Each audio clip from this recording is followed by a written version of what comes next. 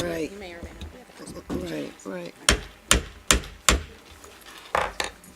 Good evening and welcome to the West Hartford Board of Education for Tuesday, May 7th. The agenda, I'll call the meeting to order and ask Cammie to read the roll call, please. Mrs. Blanks, Here? Dr. Greenberg, Here. Mr. Levine, Here. Mr. Polyuk, Here. Ms. Poland, Here. Dr. Thomas Farquharson, Here. Mr. Zdanowitz, Here. Student Representative Gus Bacon. Here. Gus, would you lead us in the Pledge of Allegiance, please? Allegiance to the flag of the United States of America and to the republic for which it stands, one nation, under God, indivisible, with liberty and justice for all.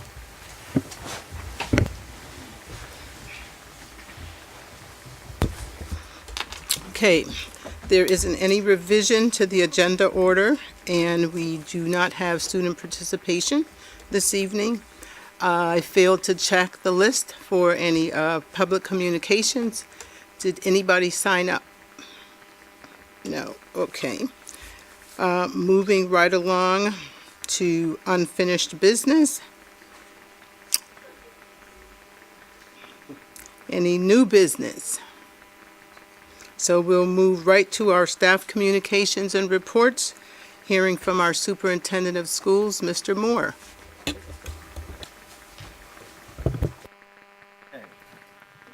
I'm going to start this up here, as we do every year. On Teacher Appreciation Week, it's fitting that we recognize our nominees for West Hartford's Teacher of the Year, which out of the 900 teachers that we have, I think our three nominees would tell you tonight that their colleagues, the people that they work with, have inspired them, and it's a huge honor amongst this staff in this community to be one of our Teacher of the Year nominees. So congratulations to each one of you. And the finalists this year are Mike Wilkos from Hall High School, Jen Stanish from Walcott Elementary School, and Liz Fay from Charter Oak International Academy and Sedgwick Middle School. Not Sedgwick anymore, but you were at Sedgwick. That's right. Why did I throw that in? Yes. It's on the bio. I just read what's in front of me. I'm like Ron Burgundy. All right. So the Teacher of the Year process is rigorous and begins with nominations from other teachers. Nominees then submit a resume, an essay, and recommendations. Finalists then have a lesson videotaped, and the final three are then formally interviewed by the Teacher of the Year committee. The Teacher of the Year award recipient will be announced on May 23rd, 2019. So we'll do this in alphabetical order so nobody tries to perceive any preference or anything. I should mention I'm not a member of the committee, and I have no idea who the person is that will be announced in a few weeks. So I actually just found out about these three recently. So we'll start with Liz Fay. Come on up, Liz. Congratulations. So Elizabeth taught, as we said, teaches Suzuki at Charter Oak International Academy and has also been at Sedgwick.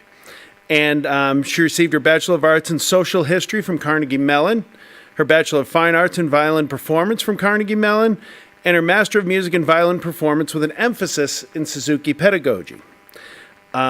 Liz also, to pick out a couple of the things on this long list, Organized collaborative video performances with the International Community Music School in Basel, Switzerland, and the American Lebanese Suzuki Talent Education Program in Beirut, Lebanon.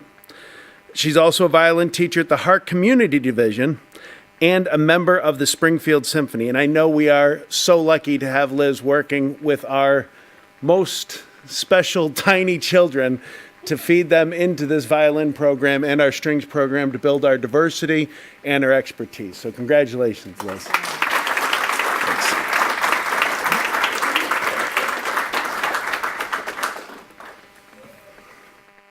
Okay, next up, Jennifer Stanish.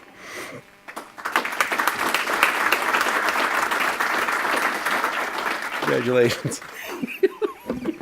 Since August of '99, Jennifer has taught grades 1, 2, 3, and 5 at Walcott Elementary School. Skipping out on kindergarten and 4 for some reason? Make a note, Scott. Let's build some expertise and get her 2 more grades. So Jen has her Bachelor of Science in Education from CCSU, Bachelor of Music from the University of Hartford, Hart School of Music. I thought I was reading the wrong person's bio for a second there. I had to look at Rick to make sure. And then also has her Master's in Education. She's a graduate of the West Hartford Leadership Academy. She's a mentor to beginning teachers. She's a part of the school-based leadership team and has been a part of the West Hartford Superintendents Advisory and School-Based Safe School Climate Committee. And really is a legend at Walcott Elementary School. So, Jen, congratulations. Very good.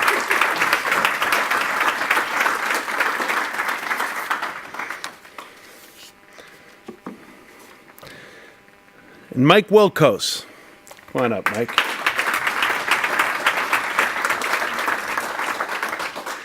Remember when Mike got hired, 2009? That was the same year that you tackled me at the hoops for Haiti. That is correct. Well, It was an accident. I remember it as a charge myself. Mike teaches science and engineering at Hall High School, including classes like robotics, computer technology, web design, and engineering and architectural design. He has a Bachelor of Science in Education, Technology, and Engineering from Central, and his Master's in Education and Curriculum and Instruction from American College of Education. He is a member of the Principals Advisory Committee at Hall. He's a mentor and organizer for annual Computer Science Education Week, Robotics Team Advisor, Computers for Kids Advisor, and Random Hacks of Kindness Club is all under Mike. And so I want to say congratulations. This is well deserved, and we are very lucky to have gotten you when we did. Thank you.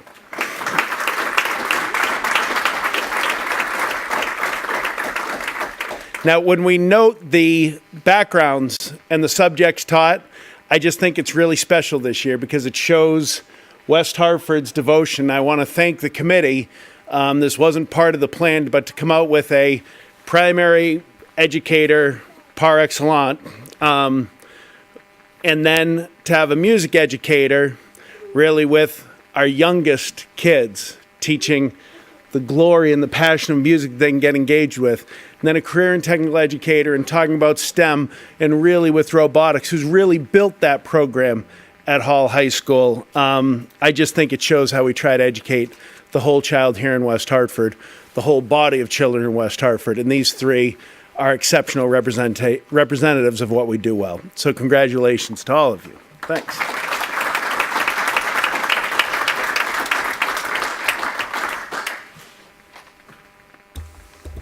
Thank you.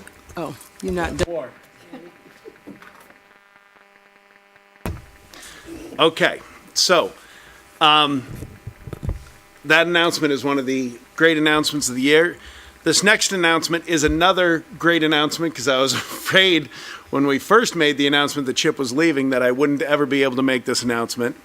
But it is with great pride and enthusiasm that I announce tonight the appointment of Elizabeth Hewitt, as the next Director of Finance and Planning, replacing Chip Ward, who will be retiring on July 31st.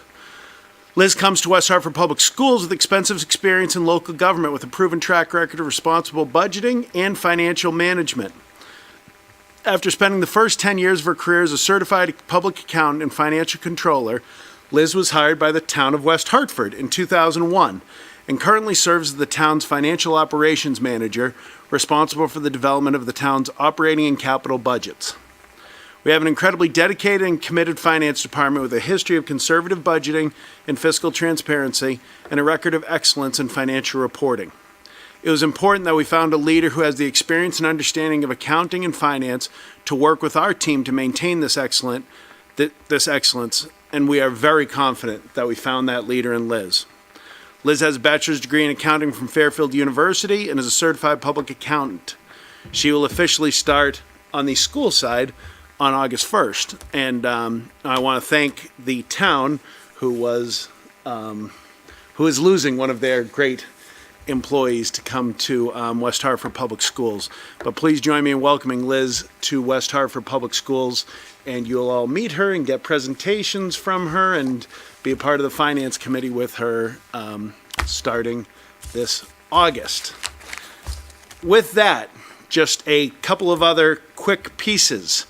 I mentioned Teacher Appreciation Week. Tomorrow is School Nurses Day, and the work that our school nurses do to keep our children safe should never go unrecognized, and the demands put forward on them, including some legislation that says nurses are the ones that will handle all of this, with things that we ask, I will say, too much, but they always respond for the needs of our kids, and I so appreciate it.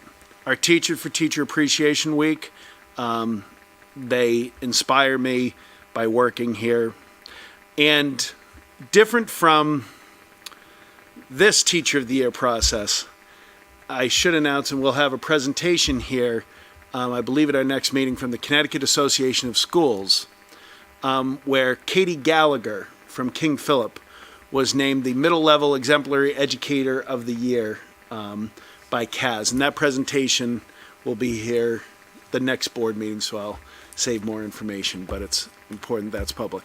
And I do want to acknowledge all of our teachers, and I sent it out to everybody, and at all levels, for U.S. News and World Report's rankings of both Conard and Hall continuously. And I'm always nervous about talking about any rankings because the standard deviation between 440 and 420 could be nothing. I've always said to people when they question why we don't have a valedictorian at Conard or Hall, I've always said I'm happy to show you the difference between our theoretical number 1 and theoretical number 10 student, and it is 0. There is no difference in them, and to recognize one over another because of a music class or a robotics class that didn't get extra credit is something that I'm so proud of West Hartford for the way that we do that. And so the U.S. News and World Report for both Hall and Conard to be in the 97th percentile nationally, to again be in the top 10 of Connecticut comprehensive high schools, and to not look like any of the others of those schools is a testament to our kids, our families, and our teachers. From pre-K, anybody can get kids in pre-K and get their attention and teach that togetherness, and then elementary, middle, high school. Our products are our kids, and I'll stand behind our product anytime. That's thanks to our teachers. So, with that, that's the superintendent's report. Thank you, Tom. And I just want to say congratulations to our 3 teacher recipients out in the audience, and I'm just wishing you all the best of luck as you go on to that teacher appreciation dinner. All right, next up on the agenda is staff communications and reports. That would be staff reports and board discussions, welcome in schools. Background will be given by Dr. Roszena Haskins.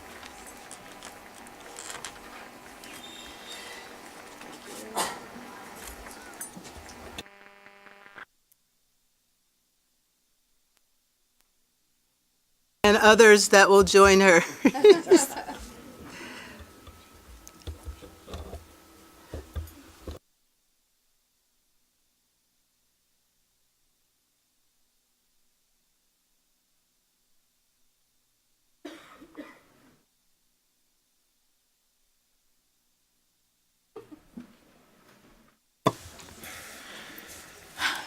Good evening, and thank you for this opportunity to share with the board and the viewing public the equity and diversity work of the West Hartford Public Schools and our efforts to strengthen our family engagement practice, and we're doing that through our Welcoming Schools assessment, one of many ways. Building our cultural competency remains our continuous commitment in all areas of our work. So I'm really excited tonight to have joining me at the board table this evening a few members of our Equity and Diversity Council and our Welcoming Schools District team. They're joining me as leaders in co-creating equity and being more welcoming in our schools, something that we identified was a priority this year. So I'm pleased to have present with me tonight parent and partner in education. I mean, the reason why we're doing all of this is for our parents to be more engaged and welcoming with them. So our parent and partner in education Welcoming Schools team member, Mrs. Bertha Hill. And although Mrs. Hill is representing Wolcott Elementary School tonight as a parent with 2 children there, she also has a 6th grader at Sedgwick and a 9th grader at Conard High School. So she's got all building levels covered.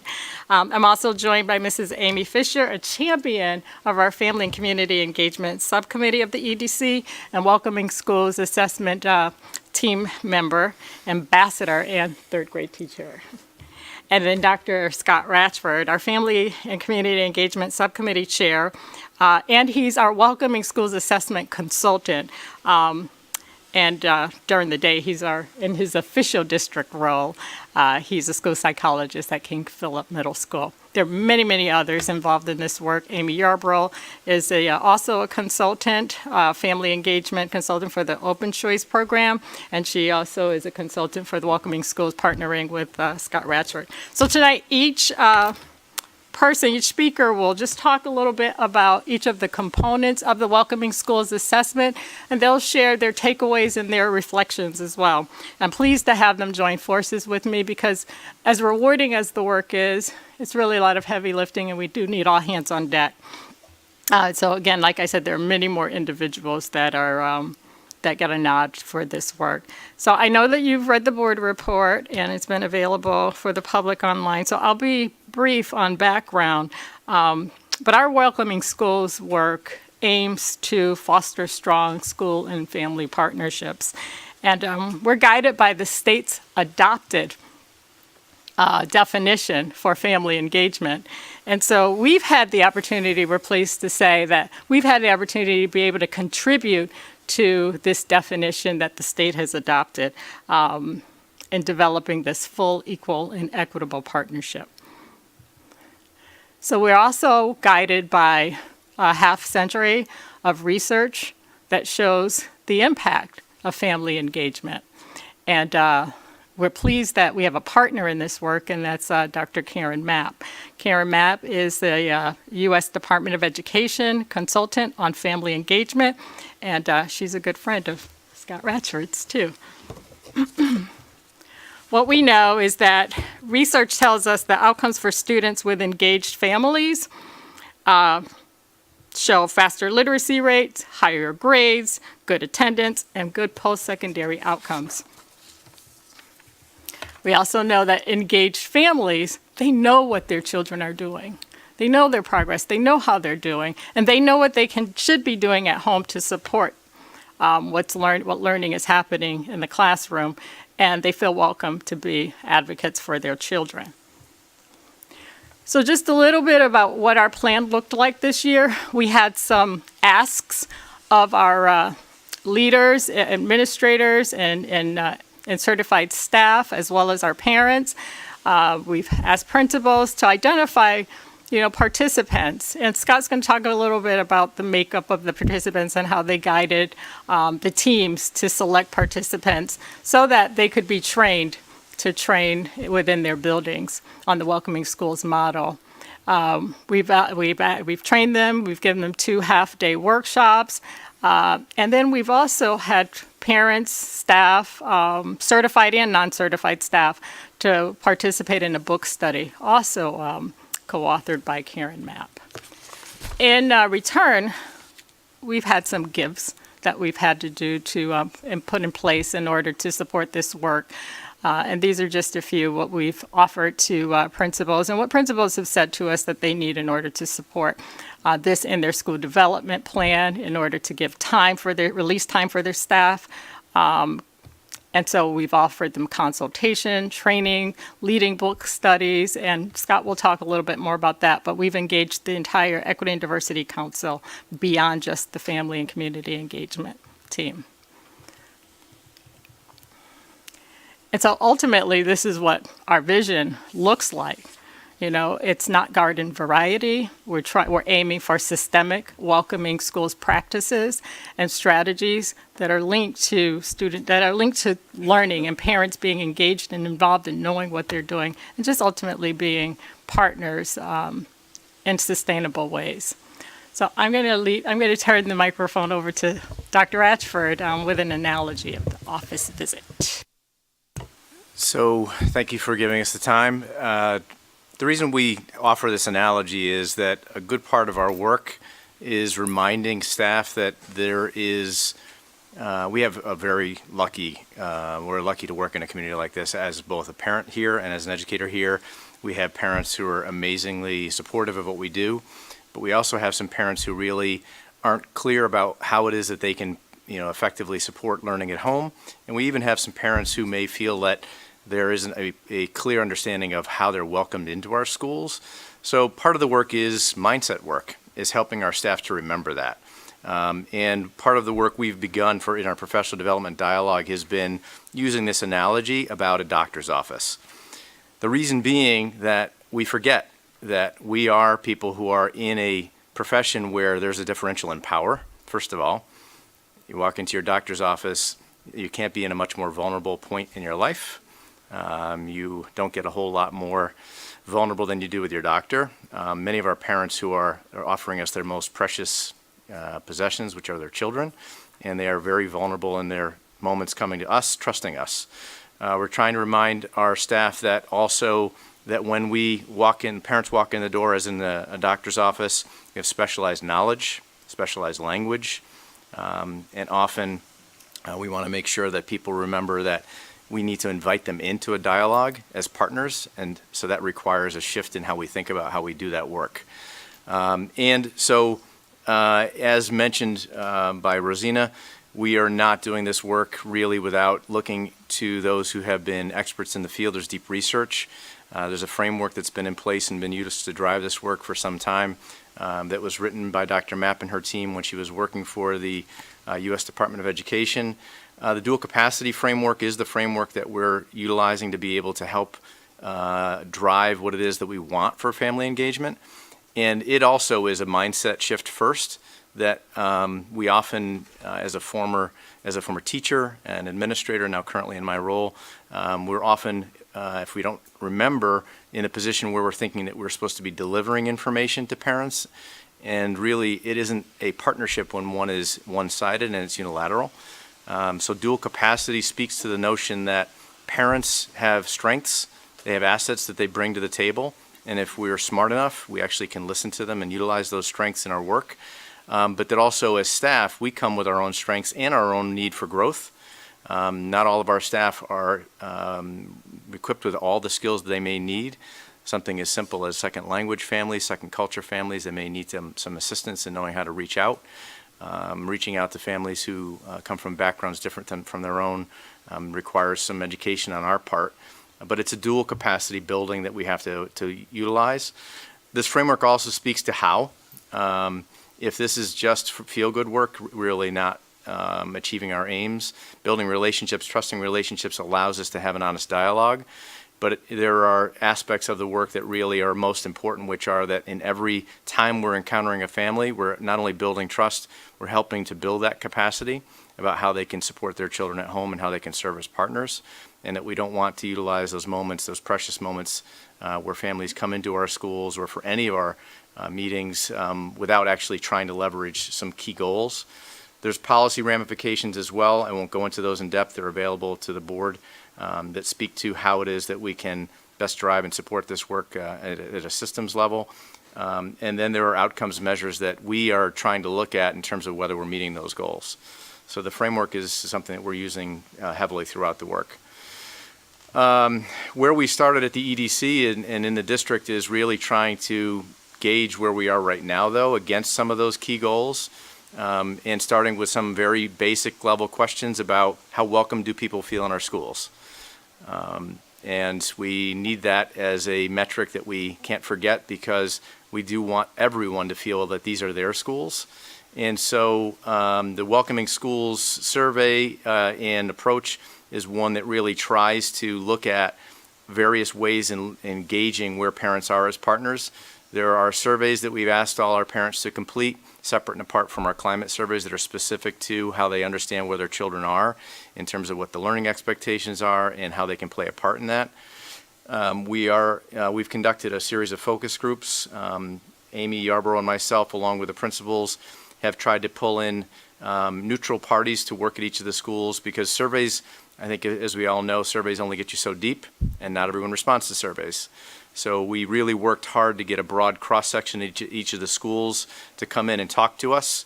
And we urge the principals to make sure that there's a neutral person having that dialogue. So again, that power differential doesn't exist. It's not to say we don't have wonderful principals, but it's to say that it is important that we make sure that there is an open dialogue. We've run several of those. We've had some other staff members run those to talk about how are we doing. Put our money where our mouth is and really ask the questions, have the conversation. That information goes back to the schools. Thirdly, we involve staff. We did training earlier this year in a physical walkthrough model. And it's to look at the schools through new eyes. So looking for specific look-fors in each of the schools. We had teams, sister teams, visit each other's schools and walk in and from parking lot on decide and offer feedback about things like, what is the impression? And we've heard of curb appeal. Well, schools have curb appeal too. Where are the parking spaces for parents? Do they know? Where's the entrance? Is it well marked? Are the signs in one language, for example? Is the first sign that you see at the door, you're under surveillance, which may not be our best and most welcoming moment. So we've asked people to utilize the framework and the look for us to be able to give feedback back to those schools. And then finally, shopper calls. One of the aspects that we know is really important. Tom mentioned some of our key players in the schools and how valuable some of our players who get forgotten are, like our nurses, our secretarial staff, make a huge impression on our families. So they are often the first face, first voice. And so we are asking staff to participate in shopper calls where sort of a random shopper, anonymous shopper, is calling the school and asking for key information and seeing the tone with which they're spoken to, and do they have the information? Is that another barrier? So all that information is going back to the principals and their teams. We're urging that parents be part of those committees that look at that data, that it be very transparent for a dialogue about where are we and then what do we do next. What you're seeing there is some evidence of some of that analysis. We're hearing some really positive feedback and some things that maybe we need to listen to and to grow from some of our parents, including things like their volunteer opportunities in the school. Teachers are excellent at communicating available resources. Those are some of the things that we're hearing that are positive. We're also hearing some things like, I wish I had more information about what my students were struggling with. So we're trying to make sure that we're really unflinching in hearing the feedback so that we can really do the work. And we're trying to make sure that we hear from a broad cross-section of we really worked hard to make sure that it's not the same voices. Again, having been in administration in my career, I know it's easy to hear that some voices are quite loud and very apparent. If we're not careful, we're not reaching out and bringing in voices that we wouldn't normally hear. So when we are doing this work, we're really making sure that we tap some of the folks who wouldn't normally be part of that dialogue. Yeah, then this is an example. Before I turn the microphone over to Mrs. Hill for her parent perspectives, I wanted to highlight the insights of another parent who could not be at the board table this evening, but wanted his voice to be heard. This is Mr. Williams, a Morley parent who participates in the Open Choice School Integration Program. He is a divorced father who utilized the Welcoming Schools assessment to provide feedback that we will utilize to be better. We've already started to do so. And these are just a couple of his comments. So if he's watching, Mr. Williams, we appreciate your partnership and we thank you for your service, sir. Now we'd like to hear from Mrs. Hill.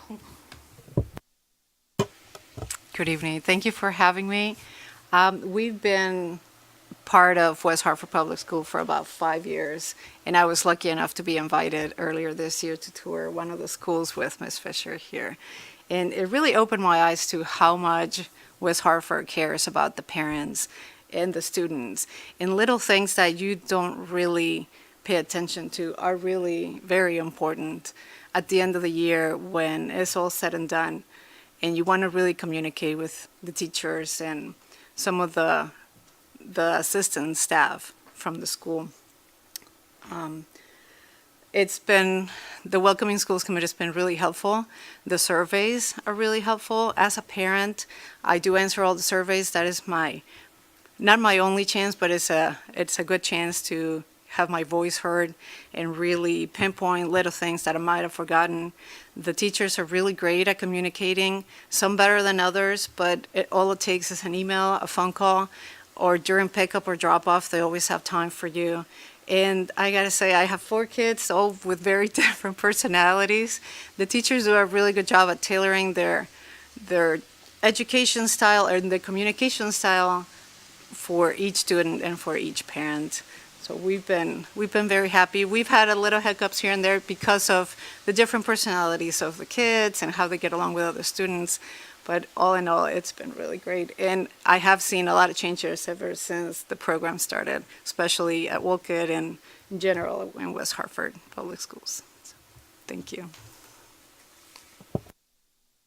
Here's one immediate visual of changes, but Amy Fisher is going to talk with us more about some of the outcomes from Wolcott Elementary School, and they were a pilot school for us that guided us throughout the remaining schools' participation. Thanks, Roszena, and thanks, Bertha. It's been great to have you as a parent who's really helped us out a lot.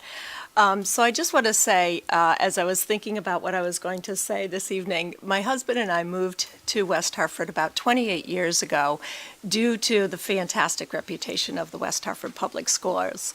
And I think about my 4 boys as they've gone through Braeburn, Sedgwick, and Conard, and the amazing experiences they've had. And I really think about just that the diversity of our schools really has enriched their educational experiences tremendously.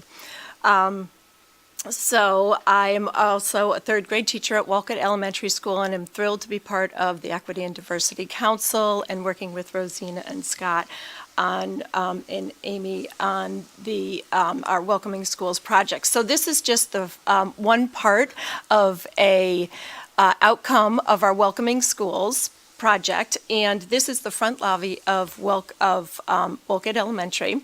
So it's a very comfortable place for parents to come in and sit while they're waiting for their child or waiting for a meeting. I'll talk a little bit more about the things that go on in this area. What did it look like before, though? So this was a barren lobby. So it's a beautiful area with comfortable seating. We have a television monitor so that parents can sit down and look at the celebration of things that are going on in their children's classrooms if they weren't able to attend, or upcoming events that are happening within the school. So it's just a really great, fantastic way for parents to gain information about what's going on in our school. The languages represent. And I also think we had Scott Dunn, our principal, has had this fantastic painter who's come in and redone all of the hallways. And one of the things that we've done is looking at all the different languages within our school. And so hello has been written on this sign in all of the different languages of our school. And another project that's coming up is welcome, which will be around in the lobby as well.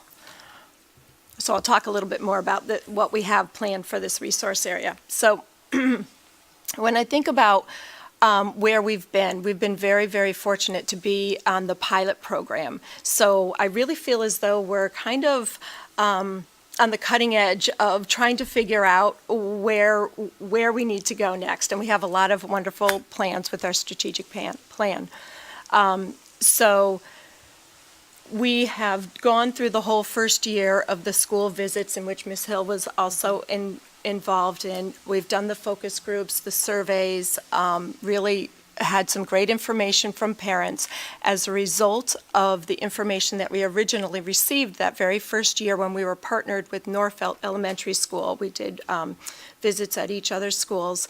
We then took that information, and that's the reason why we created this, what we're calling our family resource area. That was one of the things that parents felt they needed a private place to sit. And so we just enhanced this area with additional information that we felt would be beneficial for parents.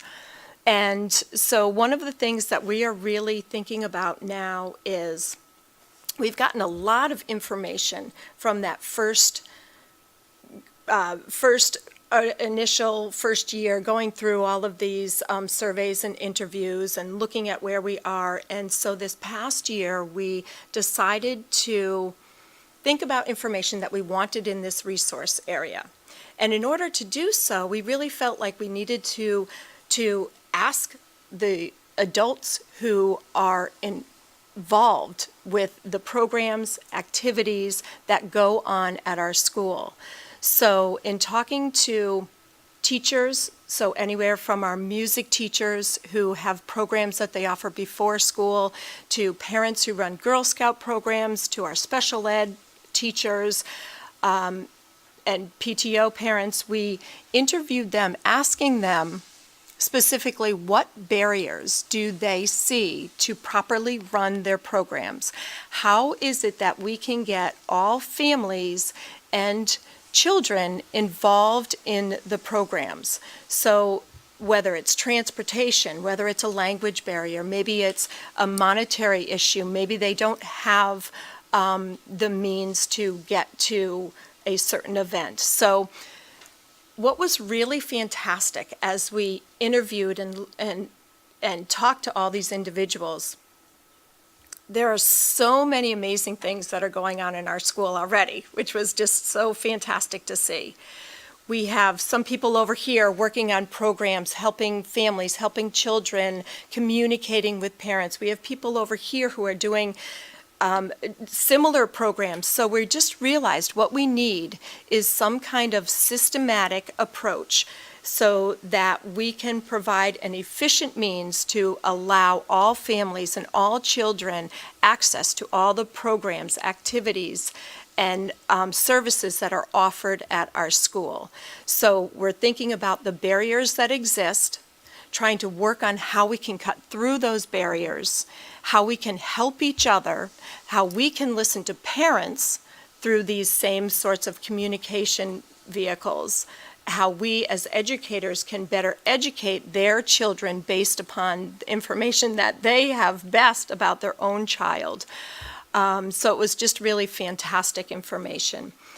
We just look forward to what we have going for our next year.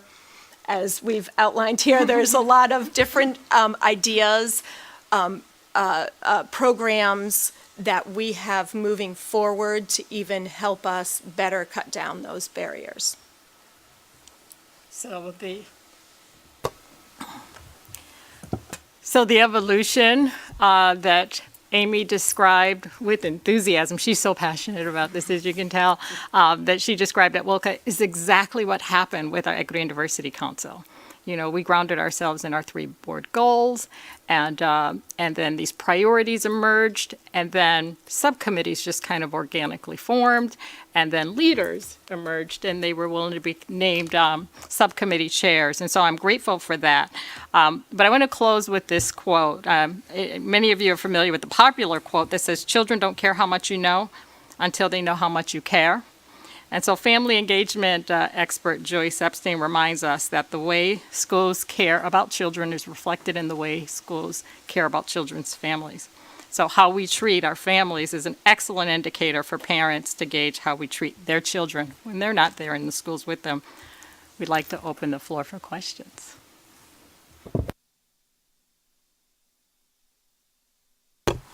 Well, thank you. That was a lot of information and very informative. I had the opportunity to meet at a college level, a university level, higher education, on some of these things that a discussion revolved around, and it was talking about making the school more welcoming.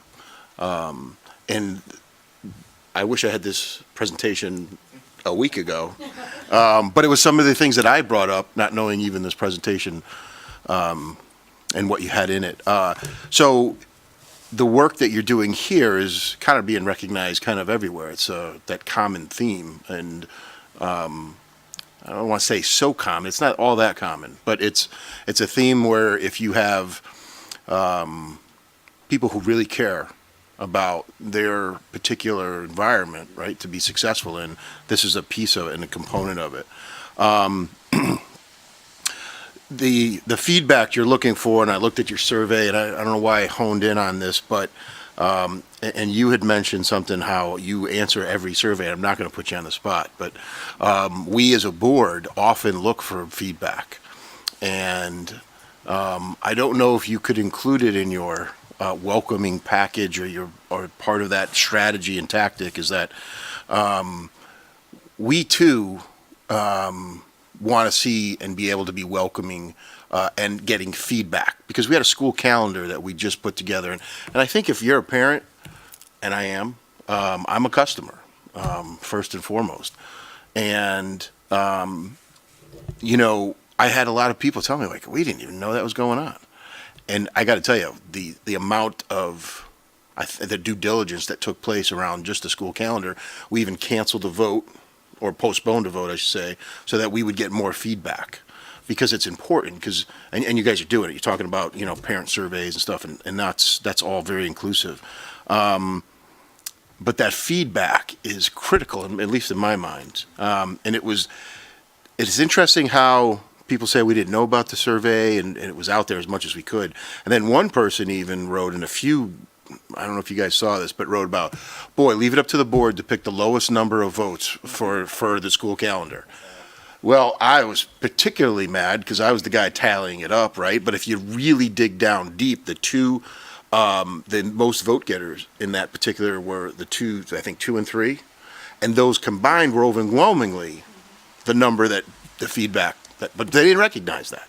So I guess why I get wrapped around a little axle on that one is that don't get frustrated on that feedback, and if you hear, oh, we didn't know about it, it's not because you're not doing a fantastic job. It's just that you're never going to reach 100% of everybody all the time.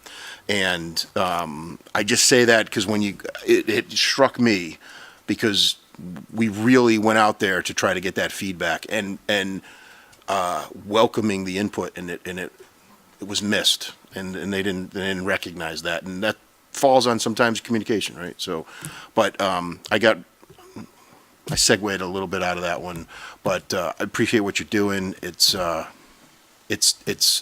and I want to just finish with this point too, is when we were talking about marketing to students for higher education, I said I want to be marketed to as a dad too, because I'm the guy paying, and I'm the guy. So there's that piece as well. You know, you got to get the kids involved, right, in part of this feedback, right, because they're important and mostly impacted. But then the parents have to be really critically involved too, because it's, you know, it's their most important precious package, as you mentioned, and you already reached out to this. I found it really enlightening that what you spoke about today and the roadmap that you guys put together. So thank you. If you don't mind, if I could just add to that, because there's a piece of the walkthrough that we actually didn't mention that I think maybe speaks to your point, that one of the probably most challenging aspects of, and we actually, if you look at the research on family engagement, it's family engagement, not family partnership, but we purposefully chose a different word. Partnership is a whole different implication, involves communication, and so we communicate a lot at people, but we're not always checking to see if the communication is in language that is proper and channels and modes that is proper for the audience, and if it's a two-way dialogue. So part of what we looked at is websites and materials that are commonly available to parents. And I know a lot of our staff work hard, as I'm sure the board does, as I'm sure our executive team does, to craft communications. But how often do we ask how they're received, and who reads what, and is it the right mode? So that is a part of our aim. That's good to hear, because I often talk about, communication is a sender and a receiver. Without one of those components, and the receiver has to understand the message, and we've all done it when we were kids. You know, I live in a White House with a red door, and it comes out, oh, you're the president's son, you live in the White House in Washington, D.C., or something like that. You know, the message gets really construed when you play that telephone. So the messaging is very critical, and that sender-receiver is absolute essential. And even the background I have, is even with the military, is, you know, over the communication you talk differently because you have to make sure it's crystal clear on the other side. So anyway, thank you for that.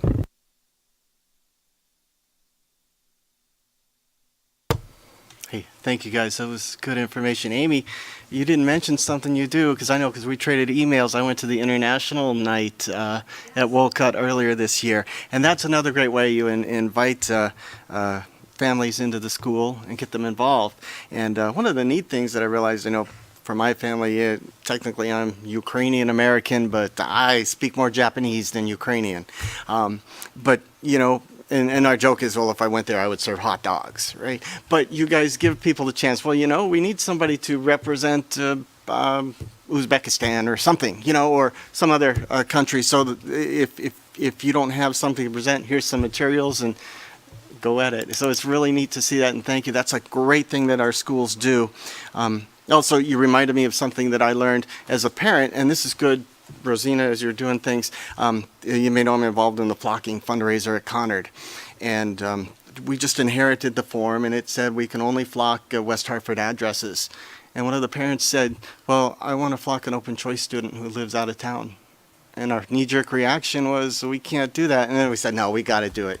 And we're making it happen. So it's good stuff. And so all his parents and Board of Ed members need to learn that as well. I wanted to ask, I love the pictures of the lobby. That's really neat. And I've seen it. That's neat. And I noticed it's after the double doors. You got to get buzzed in to get there. But I'm curious, and maybe this is really a question for Tom, but where would a budget for that come from? That's from either donations, PTO, or the building supplies budget.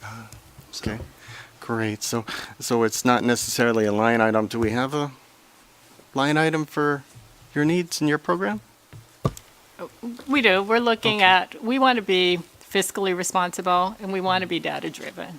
And so thank you, by the way, for adopting the change to my role, because it'll allow me to really take stock of what we're doing and measuring the impact of what we're doing. It all sounds great, but we really want to be just mindful of knowing the influence that we're having on students and family engagement, student achievement as well. So more to come on that. And, this work goes so much deeper. We could spend 2 hours talking with you, but I'd be in a lot of trouble. Paul would be very happy. Well, again, thank you for all your hard work. Keep it going and keep us all informed. So to Dave's segue here with the budget, that looked so inviting. I thought about even going having coffee, right? And if you could sell coffee on the side and that little thing, and you get a thing going, I tell you, bring my free Wi-Fi there, hang out. That's what we call our low-hanging fruit. It was immediate after parent feedback, after the walkthrough. It was, wow, we can do something with this blank space. Let's enhance the welcome of the lobby. And again, like Tom said, they were donations. We really didn't spend any money on it. I'd like to add something, if that's okay. You don't really appreciate all the effort and everything that goes into the Welcoming Schools Committee until you go to other schools that are not West Hartford. I started working at a private Catholic school, but it's very low resources. And I work with pre-K, and they are crazy. But you really learn to appreciate everything that West Hartford and Wolcott specifically does for the students and the parents and the teachers, and it's really a team effort. It's really a really big. It's really great. Just wanted to say that.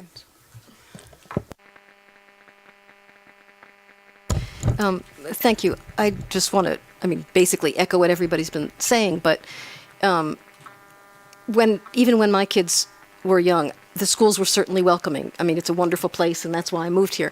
But I do notice a difference now, and So I think that you guys are making tremendous strides, and it's really very exciting. But I just want to say, from the other end, having sent my kids to school in 2 foreign countries where I did not speak the language, the reception that you get makes all the difference. So in one place, they welcomed us in and said, "Oh my God, you have to do Halloween. We don't know what Halloween is. You have," and so I was immediately drawn in, and that meant the kids were immediately drawn in, and it was all wonderful. And the other one, they could not have cared who we were or what we were doing, and I was never felt engaged, and I'm not sure my kids ever felt engaged. So I just want to say that we tend on the board to look at things from high up, but what I really admire is the way you're doing things from down below where the people are. And speaking as someone who's had these kinds of experiences, both good and bad, I think it's just it's tremendously important, and it's tremendous what you're doing. So I just wanted to say bravo.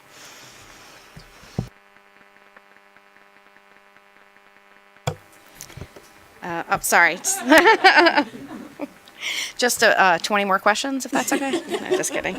I was wondering if you were able to translate the survey into any other languages besides English, and ditto for the focus groups, because I feel that some of the families who probably need a little bit more encouragement to get engaged may have the most difficulty responding to a survey or participating in a focus group because of language barriers. And I know 74 different languages in our schools, so we can't translate into 74 languages. But what are the efforts that we can make in those arenas?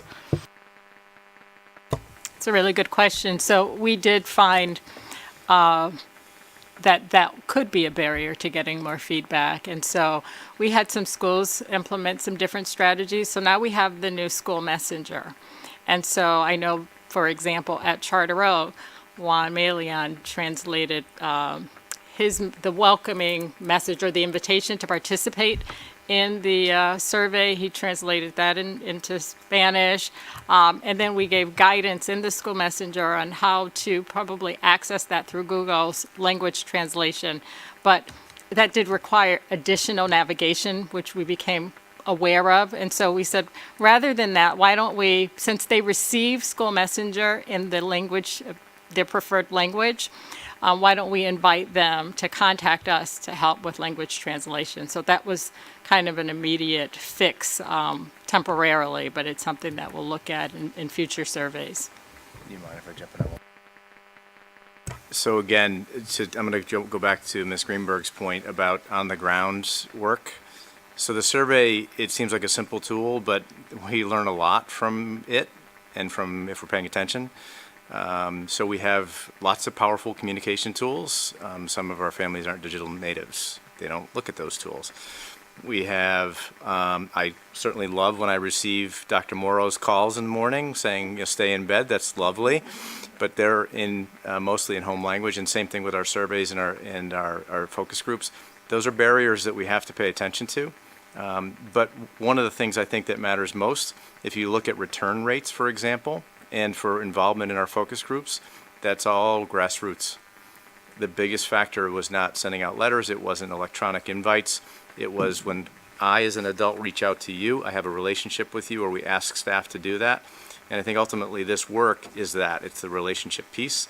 And I know that sounds very hokey, but if we aren't doing that work, if we're not doing the outreach work and building off the relationships, Roszena may not have a relationship with a parent, but I may. So she might knock on my door and I can make that call, or as a principal or as a teacher, borrowing those relationships and building on those. That's one of the biggest factors in how people responded, and it's one of the biggest drivers in this work. Yeah. Thank you. Thank you. Yes, I echo. Very wonderful presentation. Two questions. One is, where you mentioned in terms of the family focus groups and them being interviewed by a neutral individual, how do you define neutral? I don't work in the school, and Miss Yarborough is back there, so the two of us that have done many of these, we try to be as neutral as we could, and we put it out there in full disclosure that we work for the schools, right? So we also talk about anonymity, and we talk about the fact that the data is kept confidential, and we try to make sure that the feedback is unless they've asked to attach a name, that it is really going back anonymously, and that our role, we don't work within the buildings that are where we're doing the focus groups, with one exception. I am doing the focus groups for King Philip, but we try to make sure that we had folks who had a background in facilitation, and folks who really aren't stakeholders right at those schools, so parents could speak in a fashion where they don't feel like they have to speak for a particular audience, and where they're not worried about bruising feelings. They're trying to, speak openly about what's working and what's not, and we really try to push to ask both of those sets of questions. And again, there's some need for people who have a little bit of a background in facilitation, in that sometimes a dialogue can go down a single cause. Somebody has an agenda that they would like to speak to, or we're hearing not from some members. We all know that in a room full of a dozen or 15 or so people, that some people may take the mic. So we're trying to make sure that we purposely don't have that happen. So it's not, it was thoughtful as to who did the work, and also so for that reason, but also trying to make sure that they weren't staff of those schools, and that the staff not be in the actual room except for maybe a welcome, and that was about it. It's as neutral as we have for the moment, but always open to better ideas. Yeah. And that's why the train the trainer model is so important, because we can engage parents like Mrs. Hill to build capacity so that other people can go out and facilitate these groups. And when focus group isn't an option for someone, or isn't something that someone has the time, availability, or interest in doing, we've done personal, individual interviews as well. And those parents might have a connection with someone, just like Mr. Williams. He wasn't at a focus group. He took the survey. He actually had some challenges navigating the survey. I wanted to make sure I got his feedback, I got his comments, and so we had a great interview. And I was kind of a neutral party from Morley. Thank you. And just one additional question. I appreciate all of the quotes. I'm a quote person as well. And recalling a quote that references you, Tom, in here, where you say we simply need to continue to market ourselves better and better, and change our mindset from receiving students to one of welcoming families. And I really appreciate that, which segues into my question in terms of open choice, recognizing they have additional circumstances or variables. Is there an opportunity for them to convene and talk or share and acknowledge what their thoughts may be, that may inadvertently call out those that are part of their cohort, but wanting to do so in a more confidential manner? So so we have an open choice enhancement subcommittee that Amy Yarborough chairs, and we've had a number of welcoming schools presentations and open choice school integration presentations that predates your appointment on the board.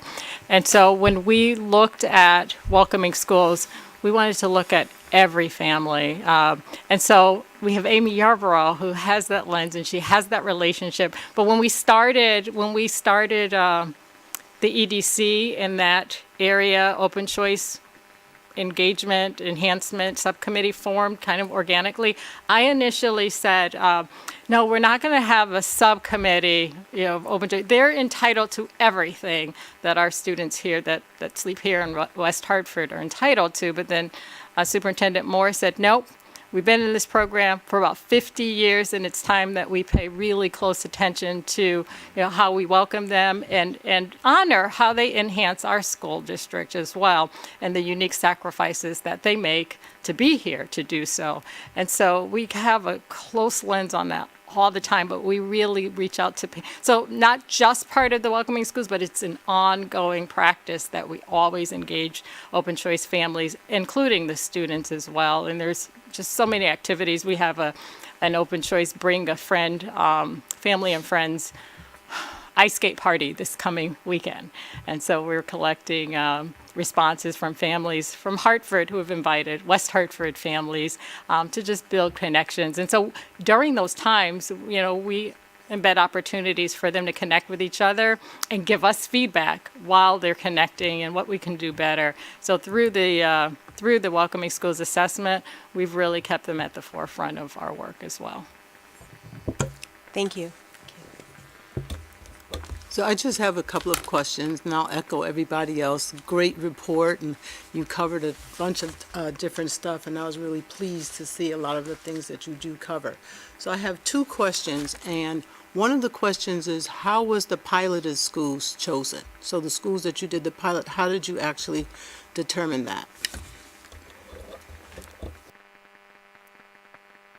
Mostly volunteerism. We were looking for someone at each of the levels, frankly. And so because it was relatively new work and everyone's plate is full, we were looking for an audience of the willing. And we tried to make sure we had a range if possible. But we worked with willing principals and we worked with some staff who were ready to tackle this question.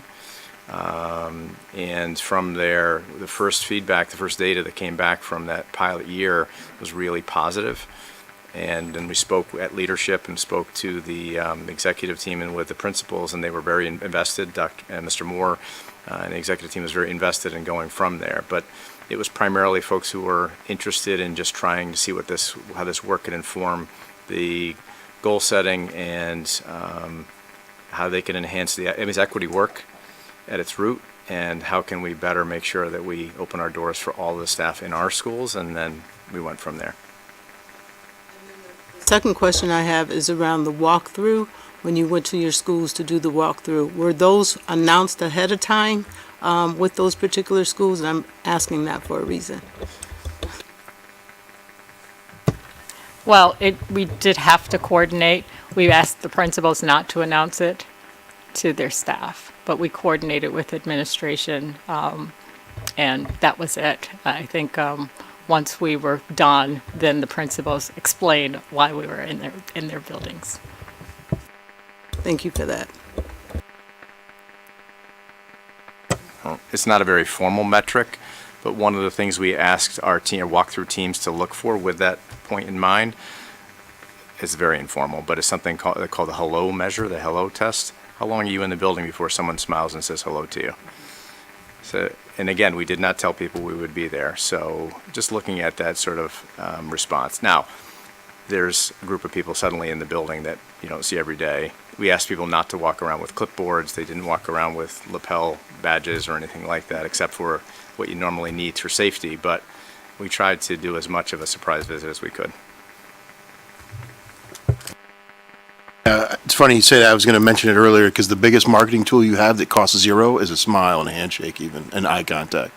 You know, that is more welcoming than any sign, any chair you have. And you come in and you say, you know, hey, how you doing? Hey, what are you doing here? Can I help? You know, but that smile doesn't cost you anything. Thank you very much.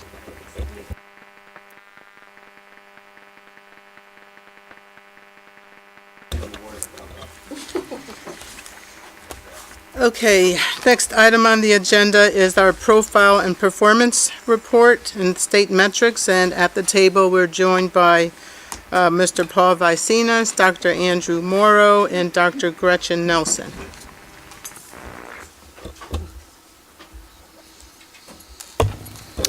Well, hello, everyone. I want to welcome you to this presentation. Thanks for having us. This is the second time today I had to follow my friend Roszena Haskins, so I'm not all that excited. But I did bring the A-team here with me. I have happy to see Dr. Nelson and Dr. Morrow joining. Excuse me while I cue this up.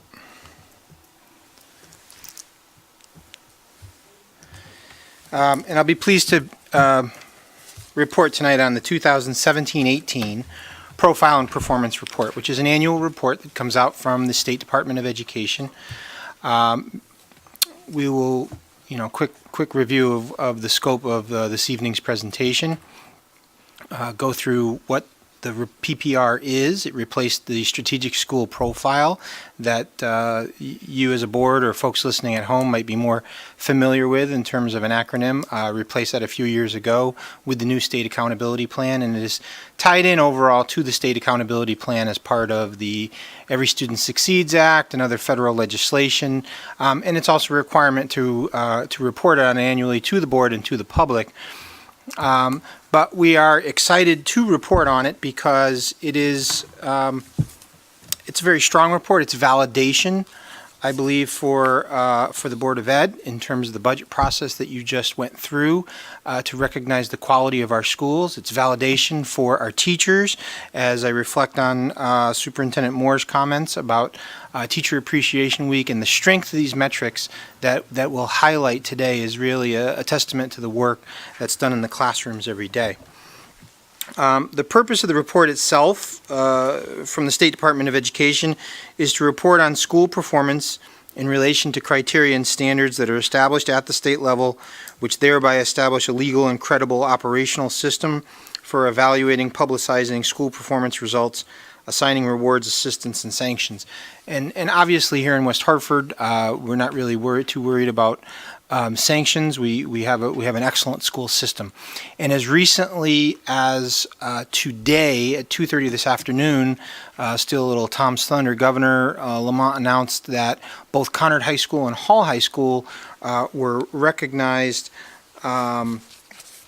as let me get the exact terminology, by the Great Schools Association as 2019 College Success Award schools, which the criteria for that recognition is based specifically on these metrics that are included within this evening's report. And in addition, we had 6 West Hartford public schools recognized at the state level of schools of distinction.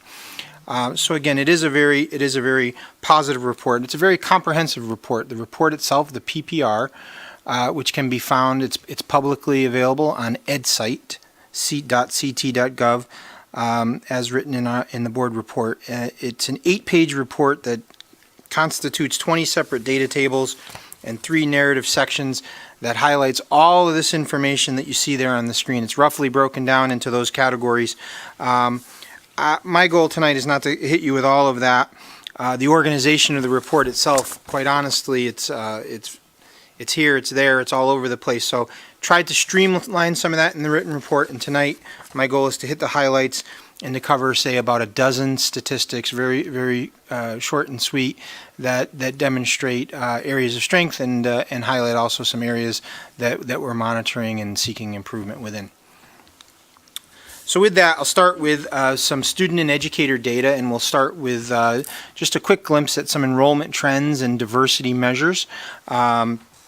As a district, we know that we have had some declining enrollment. We've seen a decrease in enrollment by 2% over the last 4 years. However, interestingly, during that time, we have seen about a 3% increase in our Hispanic population. We have our current Hispanic population is 18.6%. It is the largest growing group within our subgroups based on race and ethnicity as defined by the state. And it's evidence of an area where we need to continue to work, the work that we just heard in terms of welcoming schools, to make sure that we're attending to that change and make sure that we're engaging all of our population. The other statistic of note that came out in the report is our students with disabilities. They constitute about 12.8% of our overall population, and that's an increase of about 1.3% over the last 4 years. It's worthwhile noting that our English learner population has remained steady. It had actually an uptick again this year of about 0.5%, but it remains steady at between 5 and 6% each year, despite some earlier projections a few years back that population might be decreasing for us. It's an area where we continue to have students. So I mention all of this just in terms of sort of a backdrop for programming that we provide, both in terms of our cultural competence lens, in terms of our pupil services supports, and in terms of our English language learners. If I could, Paul, just a reminder, this is 17-18, which you already said, but you may see some numbers and think, I thought we were higher than that. That's because we presented during the year the 18-19 numbers. This is always the previous year's report. Excellent, thank you, and bear that in mind throughout the entirety of the report, please. Also under student data, just to highlight our absenteeism and discipline trends. I brought this up for the first time last year in terms of chronic absenteeism. Our current your figure is 6.2%. That's up about 1% over a 4-year average. It's an area that we continue to watch. And just for definition, a chronic absenteeism means that a student that's missed 10% or more of the days that they are enrolled in school for any reason, excused or unexcused. All right. Versus truancy. Truancy is when you have 4 unexcused absences within a month or 10 unexcused absences within a year. Pleased to report that our truancy count is down 20% from last year. And in general, we expect, one of the things that you've supported in the budget is our new school engagement program. So we expect to see these metrics hopefully continue to improve, but at least recognize that relative to this need, and this is a need that we see across the state. The state trend on chronic absenteeism is nearing 11%. So we're doing okay, but it's an area that we continue to watch in terms of making sure that we provide for students. Under Educator Data, I'm just going to highlight our educator diversity. As you know, this is a board goal for us to continue to work to ensure that our teaching staff reflects the diversity of our student population. And as we know, we have a ways to go. Our current metric is at 8%. It's about stable with last year. Despite the fact that our diversity among our student population is going to grow somewhat rapidly, has been growing rapidly over the last several years. Given the number of years that a teacher works in the district, it's going to be incremental growth. Is what we're after, and we're doing okay. We've introduced 16 teachers that identify within minority backgrounds over the course of the last 4 years, and that's in the face of a net increase of only 7 teachers. So we feel that we're doing okay. I know Rick reports on this to you with some frequency in terms of our hiring updates, and just a metric for you to be able to have some understanding of where we stand with that Board of Education goal. So the next set of data that we're going to identify lives under a part of this report called Instruction and Resources, and it really speaks to how we program for students. If you had to think about why am I going to look at some of this, it's how we program. And the first is how we do specialized programming, how we do programming for students with individualized education plans within pupil services. And just the trends that are of interest, Tom talks about the fact that we are a destination district. Folks move here in general for education, but that crosses all forms of our education, and folks do move here for our specialized education, students with disabilities. One of the areas that we continue to see growth within is our students living with autism. Currently, 2.4% of our student population are identified as students living with autism, and that's an increase of 49 students over the last 4 years. So that's actually an area where we're different and we're unique from the rest of the state. And it's a testimony to the excellent services that we're able to provide. Outplacements is a form of specialized programming that we do for students who demonstrate that need, and that number may vary just based on the population and the individual needs of students. Interesting to note that we are down 5.5% from last year to 11.5% of students identified to receive special education services. 11.5% of special education students have either public or private outplacements, and that's a decrease from last year. Last year we had a fairly large spike. This year we have a dip. Gretchen says next year is anyone's guess. We know that we always provide the services that our students require, whatever they are. So just a metric to be aware of. The next question of how we do programming, the state chose to put in how we program in general, and how we provide for college and career readiness programming, and part of that is access to college and career readiness courses.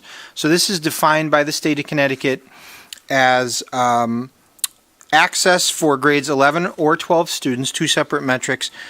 Students who have access to at least 2 advanced placement classes, or 2 career and technology education classes, or 2 credits of work experience, or 2 credits within dual enrollment. So things like the Early College Experience Program with UConn or the Capital Community Prep Program, things of that nature. We've had dramatic growth over the last 3 years. We're up 13%. 76% of students by the time they reach their junior year have had access to that college and career program and have taken 2 or more courses in those individual categories. And it doesn't count if you take 1 AP and 1 CTE. You have to take 2 within the pathway. So great numbers in grade 11 and just astounding numbers in grade 12, 91.5% of our students. And this is one of the metrics, along with the next metric, which is, okay, once we get them into the class, what's their achievement look like? And this metric is based on the percentage of students who reach proficiency on a college and career ready benchmark. So that benchmark doesn't really exist in general for workplace experience or for CTE. The pieces that apply for us are the AP exam, earning a 3 or higher on any AP exam, and earning the college and career ready benchmark on the SAT. 65.2% of students are hitting that mark. That's it's up almost 11% over the last 4 years. And we've been seeing incremental gains with that over the last 2 years. That number, by the way, is more than 20 points above the state average. So it's an outstanding number. And it is one of the metrics that has earned us that great schools recognition that I mentioned previously. So from here, we kind of go into the performance and accountability measures themselves, which most of this has been reported to you in much, much greater detail throughout the year when we do the SAT report, the Smarter Balanced State Assessment reports, the AP reports, and so on and so forth. So you've seen a lot of this data, so I'll hit the highlights, but I'll take a moment to describe the number that you'll see in this, which is the District Performance Index, or the DPI. Okay, a DPI, just so that you know, is a scaled score from 0 to 100. And if West Hartford were to earn a 100, what that would mean is that all students across the district, across all grade levels, were all earning in the high end of exceeding grade level standards. All right, there's only 4 categories for performance on state assessments: below standard, approaching standard, met standard, which is where we want our students to be, or exceeded standard, which is even better. So if I had 100, that would mean every student was well into the exceeded range. If I were in the mid to high 60s, that would mean that all students were averaging at that threshold for met standard. So mid to high 60s is kind of where I want to be, and the state sets a rigorous target of 75. 75 means that all students are averaging well into the met grade level standards on their way to exceeding. That's what a DPI is, okay? So with that lens, we'll kind of review, and again, this is just a high-level review. You've seen a lot of these numbers earlier in the year when we disaggregate the results as they come in. We continue to be at relatively flat scores in English Language Arts with a DPI score of a 75.4, and we continue to show growth in mathematics year after year, moving up to a DPI of 70. While English has been flat, we've actually been ticking downward by a fraction of a point for the last 3 years. So over the last 3 years, we're down, I guess, a 1.2% or not really percent DPI, 1.2 DPI. Whereas in math, we've been going up by almost 2% each year for the last 3 years. You see our high needs and non-high needs, and this is kind of interesting. You're either in the high needs category, which is to say you're identified as a student with disabilities, an English learner, or socioeconomically disadvantaged by virtue of your participation in free and reduced lunch program. So you're either in that high needs category or you're not. So when I look at, hey, how are high needs students doing in ELA? They scored a 61.9, that's up from last year. Hey, how are our non-high needs students doing? They scored an 82.2, which is up from last year. Hey, how are we doing as a district? We're at a 75.4, which is technically slightly down from last year. And you say, how is it possible? How can I be up in one category, up in the other category? There are no other categories, and I'm down slightly. And it's entirely based on how many students you have in those categories. So the fact that there's this modest decline is not a significant concern given that our student populations are going up. Likewise, you see the numbers here in math are both up, and then we have the gap measure. The gap measure is for students in that high needs category. What's the distance from that goal of 75 that they're targeting? Obviously there are gaps. The question are these gaps? The gaps are both down incrementally, which is a good thing. Okay, so the gap is 13.1 and 18.4. It is an outlier still for math and has been an outlier for math for 4 years. However, that gap has narrowed by about 2 points each year for the last 3 years. We're at the point next year, if we continue on that trajectory, we will not be a gap outlier in math next year. So, knock on wood, that's what we're hoping for. Moving on, talking fast, I'm sorry. And I'll slow down here because this is our growth measure. And growth is something that we're all about, but our growth measure can't necessarily be looked at and evaluated the same way. There's no achievement gap that's measured for growth. And at the end of the day, every individual student, regardless of level, has a growth target.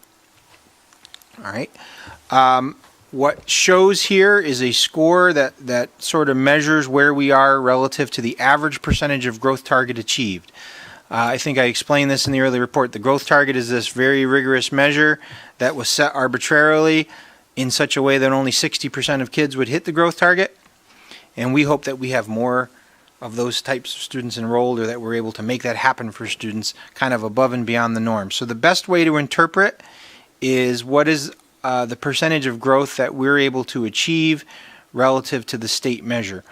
Even though it's not a question of how many points of growth, it's a question of what percentage of growth did each individual make out of what you had targeted for each individual. So it doesn't matter if we have more high achieving students or more low achieving students in another district, because they all have individualized targets. It's just a matter of, did we get them to the arbitrary target that the state set? You can see we generally average in and around 100%, both across high needs and the all students. We're a little bit lower in English language arts, which would seem to speak to the fact that maybe we could be pushing for a little bit more growth there. We've been averaging 107% by virtue of the state in mathematics, which is kind of evidence of our achievement. But it's an interesting kind of thing to consider when you think about achievement levels are all up, but we didn't make all the growth that we might have made. I don't really want to dwell on it. The last set of metrics we'll go through fairly quickly are all related to graduation metrics. And we start with on track for graduation. On track for graduation was something that we highlighted last year just because we had a little bit of a modest dip. We rebounded from that. On track for graduation in grade 9 means that it's the percentage of students who are first-time ninth graders that earn 5 credits in their freshman year. 93.6 is our metric. 94.6 is the previous 3-year average. We've been holding pretty steady, and we're confident with that number. 4-year cohort graduation rate is exactly what it sounds like. For students who enter in the 9th grade year, the percentage of students that graduate to a 2 or 4-year college, percentage of students who graduate, period, 4 years later, we're at 93.2%. That metric has been stable over time. The 4-year average for that statistic is 93.6. No significant change. And a strong number. This is the one number, post-secondary entrance, that I wanted to highlight, that showed a modest to significant decline from last year, down 4%. It is the post-secondary entrance. This is the percentage of students from a graduating class who entered a 2 or 4-year institution at any time in that first year after graduating high school. So if while we have within our counseling department, we talk with them and we have 98%, 99% of students who are reporting, self-reporting a post-secondary plan that might be college, that might be entering the workforce, that might be entering the military. This metric is calculating from the national clearinghouse data the percentage that go on to a 2 or 4 year institution, not a gap year or any of those things. And so we're at roughly 80%. That's a little bit of a dip for us. And despite that, this is the second of 3 metrics that qualified us for 2019 excellence in college readiness. So I'm not going to take it as a bad news story or a giant concern, but it's something we'll want to monitor because it's the first time we've seen that. And it may be a blip, and it might be a symptom of some economic concerns relative to college as well. So it's something that we'll look at with our counseling department. Post-secondary persistence is kind of what it sounds like. It's the percentage of students that returned to college for their second year.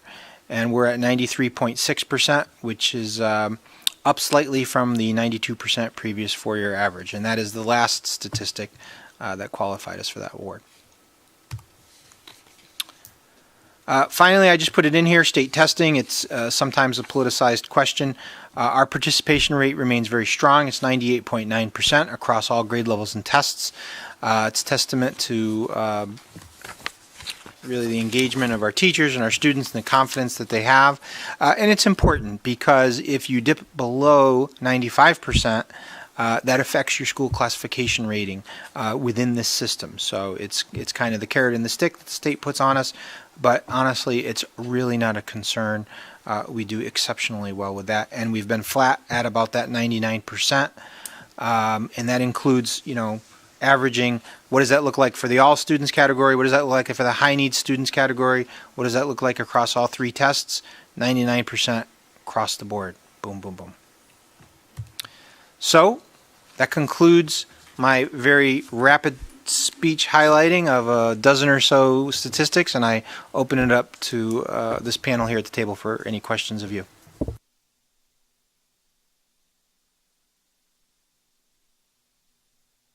Go first. Cheryl? Sure. I actually have 3 different kinds of questions, and I'll just want to ask the easy ones first, if you don't mind, because I think that the first one is the college entrance piece. Now that we've shifted to going to testing, using an SAT for testing, has that in fact improved our college attendance? I mean, have as we hoped, has that led more students to go to college? Based on what we're seeing in this 1 year's worth of data, that'd be challenging for me to answer. I don't, if I trace that back 3 years, I wouldn't necessarily say so. And I don't know if we chased it as a going to college. It certainly is helping students in terms of getting them a free administration of the SAT, taking any of the scare out of that. Our participation in general has boosted for state assessments because it is more personally relevant to a larger number of our kids, and it's given us a better metric on college and career readiness. So I think it helps students in terms of figuring that out and maybe removing some of that mystique. I'd have to do a lot more digging to see when we first did that, what did our national clearinghouse data say, and how much of an incentive is that. But at best, I would expect if it's having an impact up or down, it's incremental. It's an interesting, I'm glad you asked the question because it made me reflect on it. It's something we'll investigate. It's hard when we get information from the clearinghouse because they're kind of gone, but I can try to get some of this macro level, because what I'm curious about is, did we get kids that weren't applying before to apply? Does this 4% drop reflect, let's face it, there are more people taking gap years. Does this reflect that? And who are the kids taking gap years? What economic group, what background group are they coming from? So it's a good question for us to follow up with our counseling department. Thanks. Yeah, no, I was just thinking that to the extent that it was giving the idea to apply to kids who hadn't had it before. So just curious. The second, I hope easy question, is about administrative personnel and costs.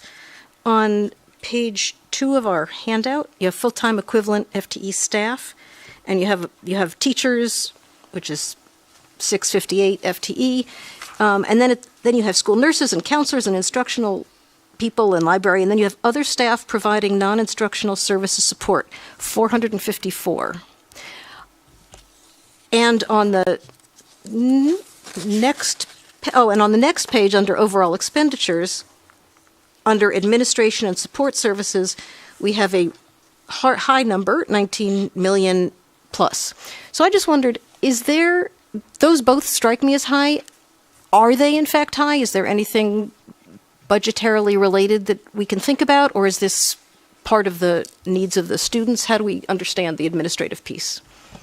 Yeah. So I'll be honest, relative to how the PPR categorizes and classifies both of these expenditures, and I've talked with Chip about this in the past in terms of potentially having this.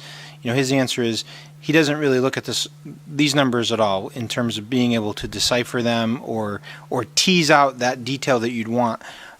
The better source that he's recommended I talk about, should these types of questions come up, be within that budget presentation or within that larger book, because he's obviously got a system that he's educated all of us on, myself and the board, in terms of here's how we organize our money, here's how we classify our personnel, break them down across whether they're elementary school, middle school, whether they're working within pupil services or working within regular education, or working, as you take some of these other staff providing because that's going to be office pairs, that's going to be clerical support at potentially at the district office, and that's broken down to much better, clearer detail within that large budget book. So that would be the source I'd recommend. Yeah, and the other thing is that this isn't a true benchmarking, in that it's too broad of a category and we don't know how another district categorized somebody. Right. So is the transportation coordinator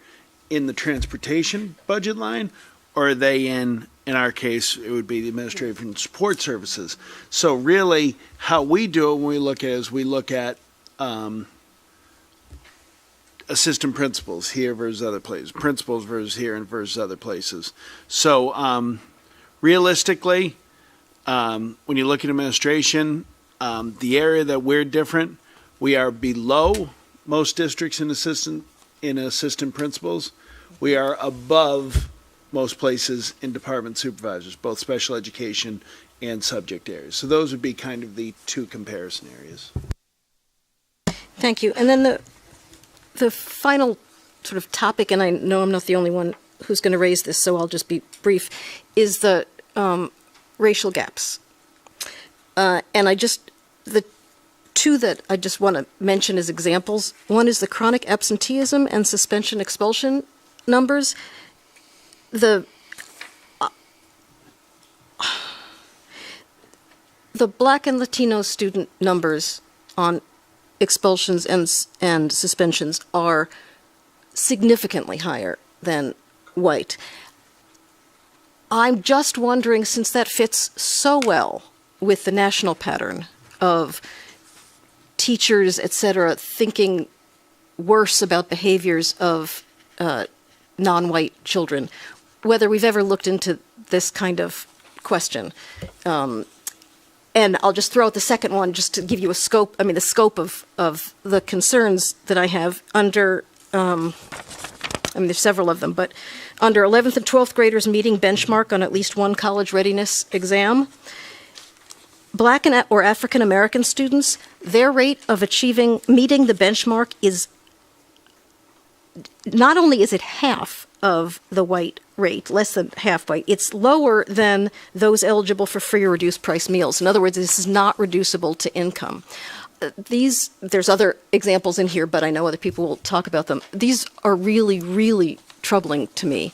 And I just want to know, I know that we say this every year and you say every year, yes, I know, but how are we really dealing? And are we doing better than we were before? Maybe these are better numbers than they used to be. I would like some conversation. Sure. Well, about I can certainly address, if you remember, we talked about the discrepancy in the suspension and truancy rates in the past, and we've talked about here on a yearly basis. I think when you look at, as you mentioned, it's a state trend, it's a national trend as well. When you look at our data, we are significantly below the state level and the national level. That doesn't mean we don't have a lot of work to do. And I think the work we're doing with CPS, the work we're doing with our teachers on equity is how we're going to address this. It's not going to happen overnight, but it is a continuous process that I think we're all fully engaged in. Relative to the achievement, just looking at the one-year trend from last year to this year, Black and African American students did tick up an incremental small amount. Hispanic Latino grew by a good amount, and interestingly, our strongest growth among subcategories was students eligible for free and reduced price lunch, who jumped up nearly 5 points on those achievement markers. So better than last year, but you're absolutely 100% correct that, you know, our achievement gap continues to be one of those things that is one of our biggest challenges. In looking across many of the achievement indicators, which is one of the primary areas I look, you know, I will tell you that I saw some promising one-year growth figures among our Black students, and I saw, and then it was for our Hispanics students, which is our largest growing population, there were some areas where we improved, and there were some areas where we did worse, and so that's an area where we need to have continued focus. But you know, to add on just a metric to what Andy just said, for at least chronic absenteeism, improved numbers for both of those two subgroups under chronic absenteeism this report to last year's report. I mean, I will say from what you said before about the growing Hispanic population, that some of these are just, they're gross numbers. So if more Hispanic kids are moving in who are underprepared, then the overall numbers are going to go down. So I do understand that this is not all within our control, but I at least wanted to flag it because it's very troubling. Yeah, I mean, anybody that's been on the board, when I look at these numbers, I consider my tenure a failure when we're not at equal. Because until it's hard not to be pessimistic, frankly. But you keep trying to improve. How do you do it? The Welcoming Schools Report. I mean, those numbers are the reason for the Welcoming Schools Report. You know, I mean, it wasn't just about the hello. It's about the hello, please come in. Please be a part of this. Please have a partnership so that our discipline rates aren't what they are. Because you and I both know it's your professional work what this means down the road. And how self-image becomes a part of this. And that's something, you know, Rosina's task that I give her is always basically impossible. But it's so that, here's really the key to Roszena being here and being in the executive team when we meet with Andy, Paul, Gretchen, Rick, and we meet twice a week. And it's that every time we're talking about discipline referrals, the equity lens is in the room. That's her job to say, why is this? So that every time we're talking about special education and trends, they're saying, okay, what does this mean to our kids? So that we're talking about SAT scores, we're not just saying, hey, we just got this from the governor. I mean, you know, that's the kind of thing that we have to always be talking about it. And so you try doing ways, you try to find the celebrations because you want to be optimistic, not be pessimistic. You don't want to be fatalistic. You don't want to say, oh, look, we're better than everybody else. Or we're better than these places, or we're better than the state, or we're better than the nation, or this is a national problem. Because what I always say is, don't think about the 93.7% participation rate or the 31.7% rate. It's 40 kids. That's what we're talking about, those 40 kids. So who knows those kids? Who's talking to those kids? Who's responsible for each of those children? Who's going to own that child going forward? That's the way I think, that's our only way to succeed with these.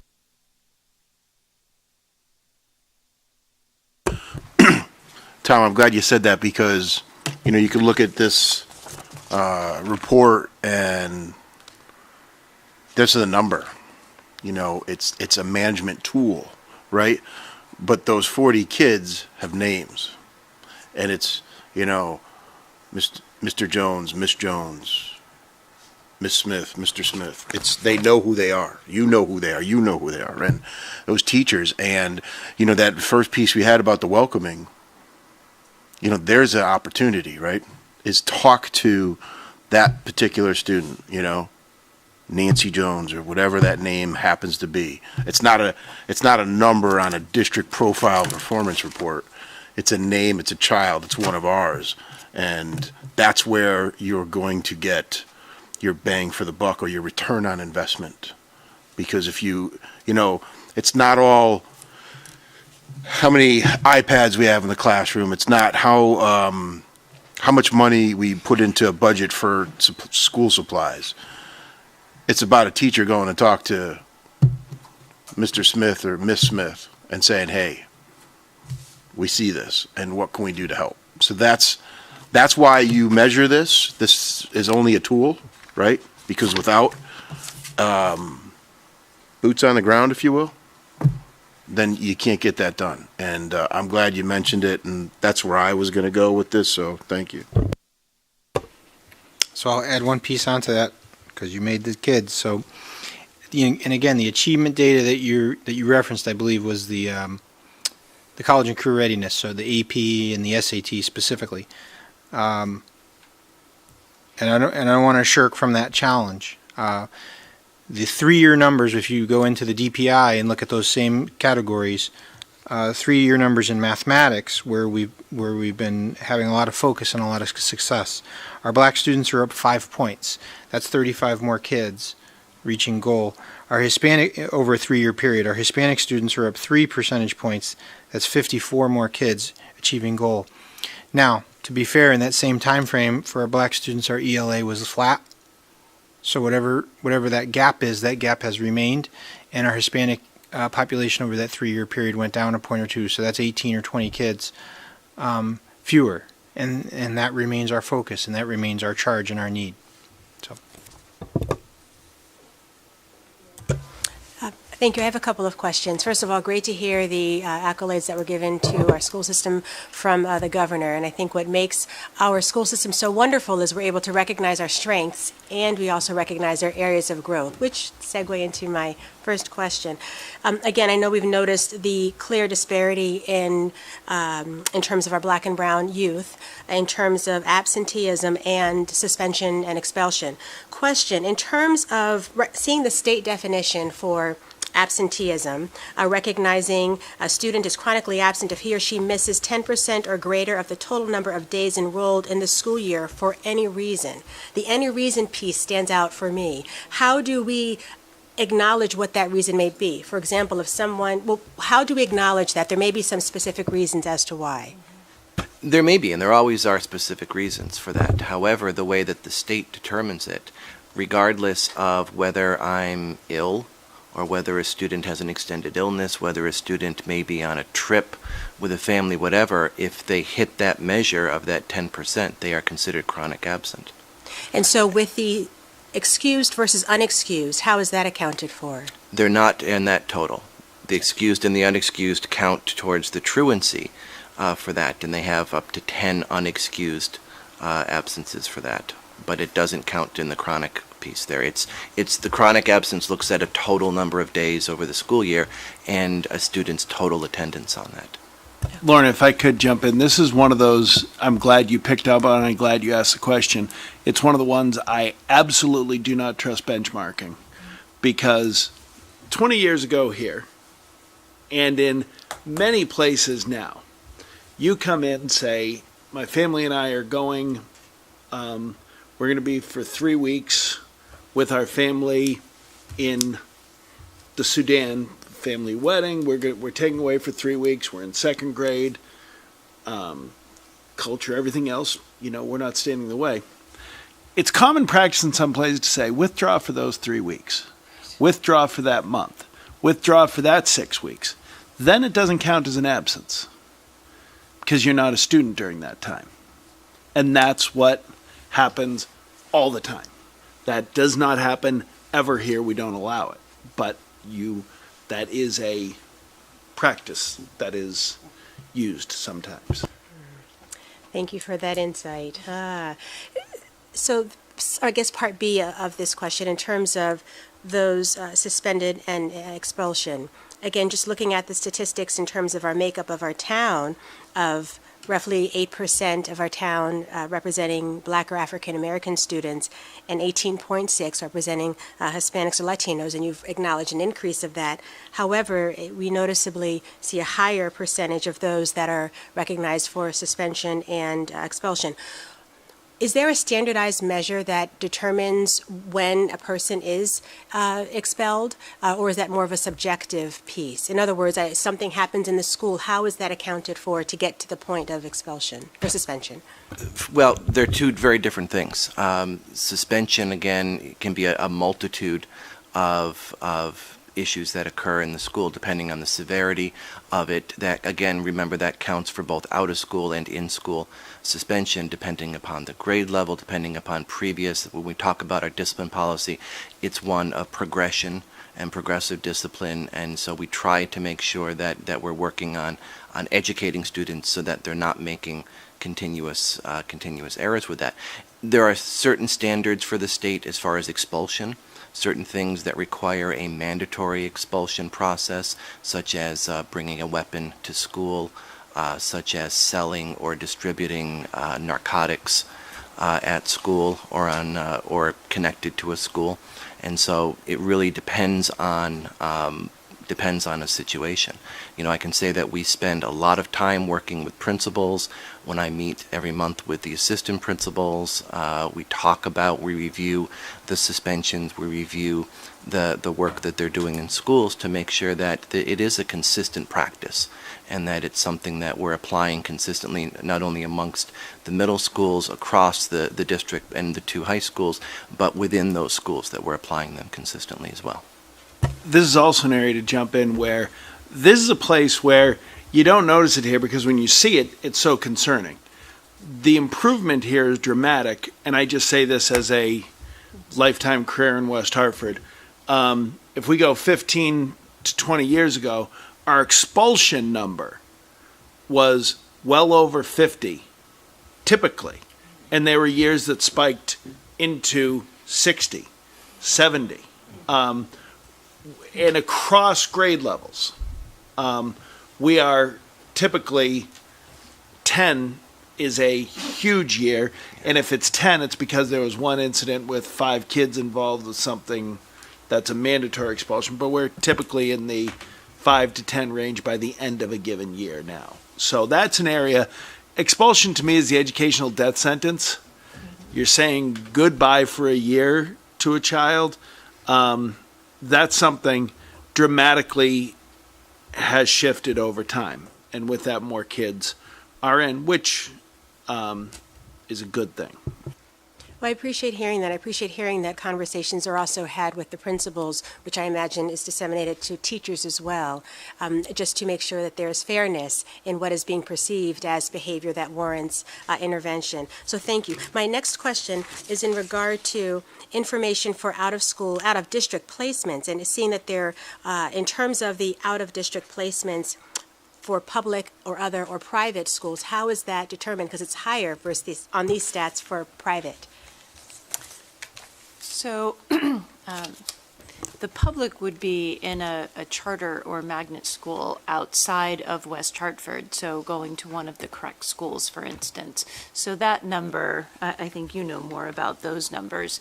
We do have some students with disabilities who are also there that we monitor IEPs, but we've seen a slight decrease in the number of families that are applying to go to those out-of-district public schools.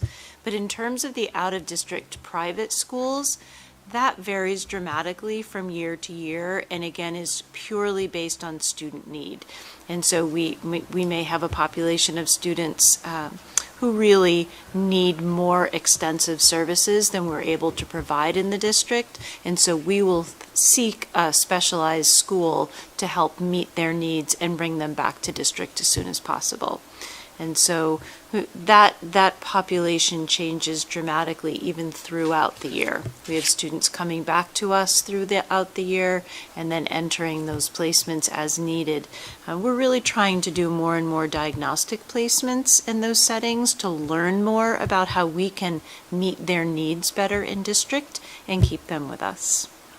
And is it safe or fair to assume that in terms of compensation of cost, that there is a higher cost when it is out of placement to a private school? Significant. And we are able to get some excess cost back from the state in most circumstances, and we certainly do everything we can to make sure that we do that. Okay, thank you. And my last question is in regard to the summary on the last page, highlighting or second to last page, highlighting the efforts to reduce racial, ethnic, and economic isolation. And that certainly was helpful, seeing the different ways and interventions that is addressing that. However, I do have to say that I will question. I've heard from different adult sources that when it comes to acknowledging different cultures and holidays, that at times there may seem to be more attention favoring one cultural holiday versus another holiday. I'll be more specific in terms of February Black History Month, hearing that there didn't seem to be as much emphasis during that month in comparison to St. Patrick's Day, in terms of involvement and things of that sort. Just want to hear your thoughts about that. So I can tell you that we don't have any planned activities through the curriculum office to support St. Patrick's Day. Not that I want to offend any of my Irish community members. And we've had a lot of ongoing conversation. So that actual very specific complaint got brought forward to us, and I don't know that it was a trend across schools by any means. However, what was clear to us is there should have been, if not felt as a strong trend across all schools for Black History Month. So we have ongoing work that myself, Roszena, and our Social Studies Department is doing with WASCO, West Hartford's Association for African American, and we're looking not only at Black History Month, but we're looking at the because what we try to do, and our approach has always been, we don't want to necessarily just have the day or the celebration. We want it to have meaningful touch points within the curriculum on a consistent and ongoing basis. However, we do recognize for something like Black History Month, or there's also a Hispanic Heritage Month. Thank you. Struggling for the title of it, and other things that we probably want to make sure that we do provide some highlighting and some focus to at least publicize, acknowledge, celebrate, and draw that awareness in at a time where it's being nationally recognized. We don't want to have something that's out there in the news on an everyday basis that we're not also sort of showing, but we want to make sure that we're getting to a deeper level with that. So we have that complaint was brought forward. We looked at it and saw places within the district where there was reality to that not enough had been done. We also saw plenty of places within the district where they were doing exactly what we would expect and making folks feel valued and demonstrating contributions and things of that nature. So the question for us became twofold. Number one, how can we improve our communication and our expectations and our support to all schools and to all teachers to make sure that that's systemic, that that's guaranteed, that's an assured experience? And number two, how can we deepen that? And that's really the work, that deepening work, that we're engaged with right now with WASCO and our Social Studies Department. Thank you. I appreciate hearing that. I really appreciate you recognizing the importance of not just celebrating one day, but just having it interwoven throughout. And let me just say for the record, I very much value and appreciate Irish culture as well, and just want to embrace all of the cultures that our community is made up of. So thank you.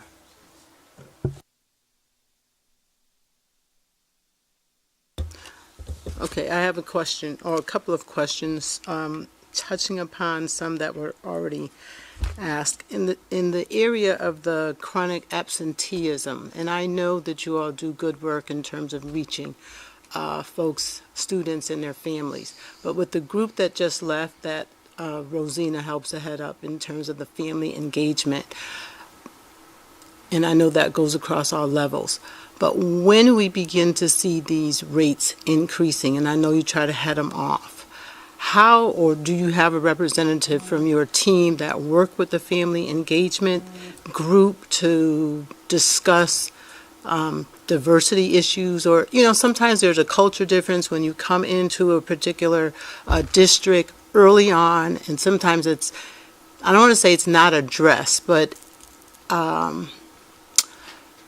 they may not quite understand because of a culture difference. And then as you advance up in the grade level, some of that may not come through clearly. So I'm just curious in terms of how do you collaborate with the two organizations, or with the organization? That's a great question, Carol. Thank you for asking that. Really what we do is, goes back to really understanding these students and who these students are behind those numbers, especially for those students who are absent. And I think that we really focus on that at the school level. And each of the schools and the principals have an understanding and track those students who are struggling with attendance, and reach out to the parents either at the high school or middle school via school counselors or assistant principals, or at the elementary schools with the principals directly, reaching out to the parents, inviting the parents in. Let us help you if there's a language barrier, engaging with Paul's staff to help with that via translators, but really stressing that importance of regular attendance. And so I think that's something that we spend a lot of time on, especially at the elementary level, and really getting those habits in place so that by the time they're leaving the elementary school, those absenteeisms are dropping from year to year, so that kids have to be there in order to grow and to learn. And I think that's something that we're constantly reinforcing with parents.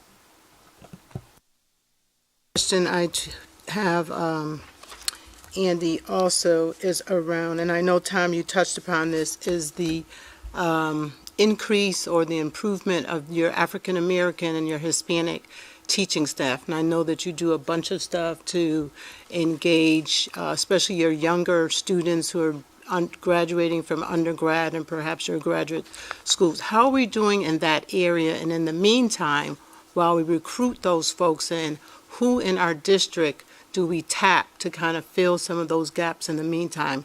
And I'm really thinking of Jamal over at Conard. I know he does a great job, but I know he's not the only one. So I know that we must have more resources like Jamal spread out through our district. Can you just touch upon that? Sure. I think that Rick will hate us for taking his information on that, but I think as you know and as you say, we do a lot to try and recruit minority teachers, and we feel that very strongly that our students need that diversity in our schools. I think we've done a lot of work not only in bringing new teachers in, but I think we've done a lot of work also at the high school levels through the programs and the partnerships with CCSU to develop that, to really tap those kids on the shoulder who want to be teachers and say, if you're interested in this, let's help you down that pathway, with the hopes then that they return back to us and are able to really inspire that next generation. And as you mentioned, that's something that Jamal's been a part of. It's something that Roszena is deeply engaged in, and it's something that we're working very closely with the university on as well. Dave. Yeah, I just want to mention along those lines, when I went to the career fair that we had the other month at Conard, I met more than one person that had been at some event earlier that day, was it? And they were invited by our staff, hey, why don't you come to Conard today? And those folks made it happen, and it was a great way just to reach out and have that some was at the immediate UConn results. Career Fair that they were at previously that day. It was a great move, and it was neat to have those additional candidates attend the Conard Fair. Thank you very much.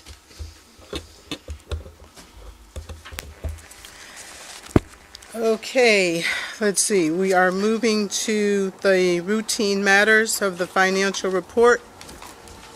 Approval of the financial report for the period ending March 31st, 2019. Recommendation that the Board of Education approve the financial report for the period ending March 31st, 2019. May I have a motion? So moved. And a second? Second. Question and discussion.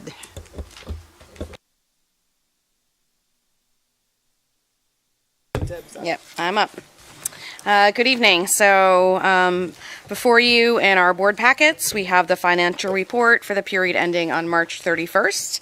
So if you turn to page 12, you'll see that we are on track for a surplus of about 1.5 million. It's just a small change from the prior report. Just to get into a little bit of detail on page 13, an $88,000 differential from the last report on the salary line item. This is basically a reflection of who's on leave when, and then a lower fill rate, especially among the daily substitutes. That's on the line 5180, teacher substitutes.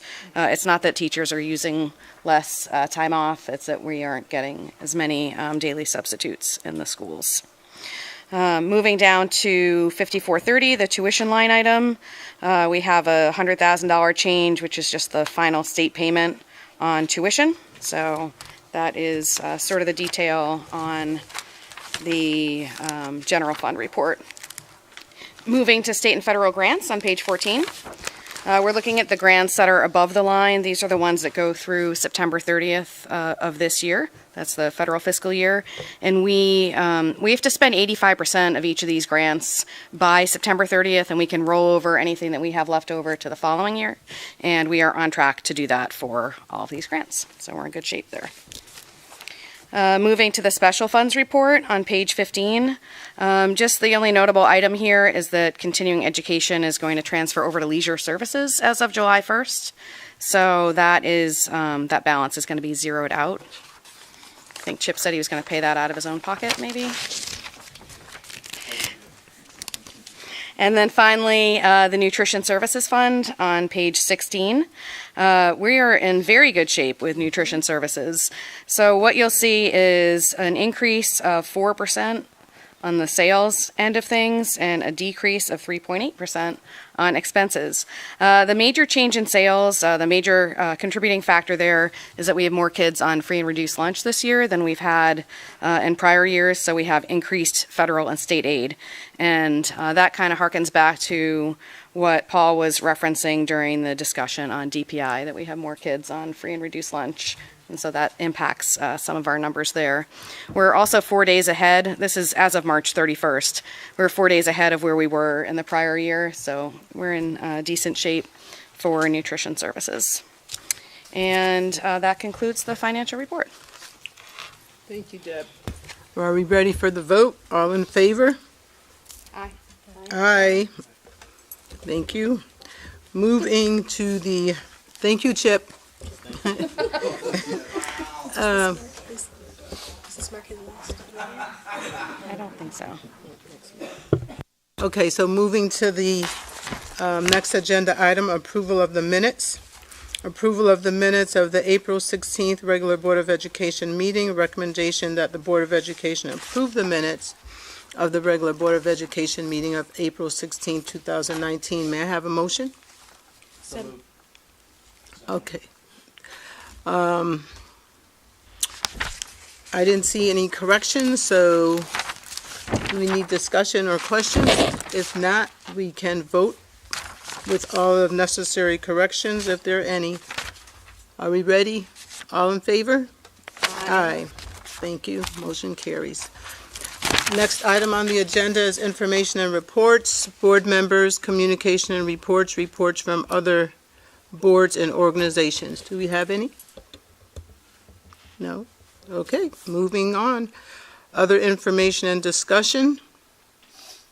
Hearing none. Non-staff communication and reports. Reports from student board representative, and Gus, that is you. get on. Oh, all right, thank you. Hey everyone. So everyone is really busy at Conard, especially the upperclassmen, because AP exams just started on Monday and they're going to be going on for the next 2 weeks. Conard took down Hall in the annual Strikeout Cancer baseball game. Kate Schaefer and Cole Johnson have been named as CIAC Scholar Athlete Award recipients. Conard and Hall students went on the annual Town of West Hartford career walk where they walked around, I think, mostly around the center to see local businesses and see what they do. And tonight wraps up showings of Conard Drama's production of Metamorphosis, and I did not see it, but I heard it was really good. Thank you, Gus. Okay, future business, announcement of future meeting dates. Tuesday, May 21st, 2019 is our regular Board of Education meeting at 7 p.m. right here in Town Hall in this legislative chamber, which is room 314. And then the final meeting of the year will be Tuesday, June 4th, 2019 at 7 right here in this chamber, room 314. Are there any requests for future agenda items? Hearing none, and I don't see any visitors for our public comment period. Andy, would you like to address? And we do not have executive session. May I have a motion to adjourn? So moved. And a second? Second. Thank you. Meeting adjourned. You know, Gus,